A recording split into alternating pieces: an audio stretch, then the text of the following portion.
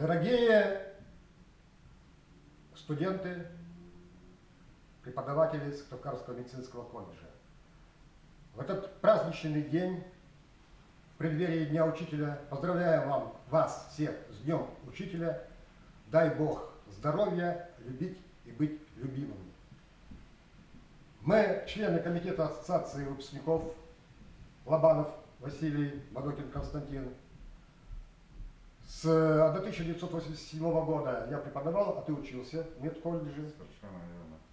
Так, медколледж — это наша альма-матер. Будучи преподавателем, я тоже закончил медколледж.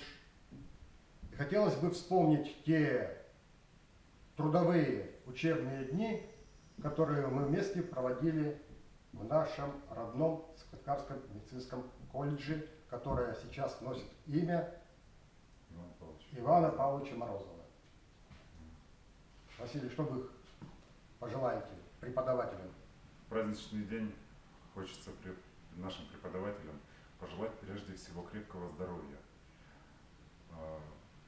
большого терпения, потому что благодаря вашим стараниям, благодаря вашей любви, вашим горячим сердцам вы дарите нам свои знания. Мы с удовольствием получаем эти знания и идем по жизни. Они нам помогают в любых условиях. И в мирных условиях, и в условиях боевой подготовки, боевого времени. В жизни у нас встречаются разные моменты. Но благодаря знаниям и навыкам, которые вы нам привили, мы идем в жизни дальше. И стараемся привить такие же навыки добра, любви своим детям, своим ученикам. С праздником!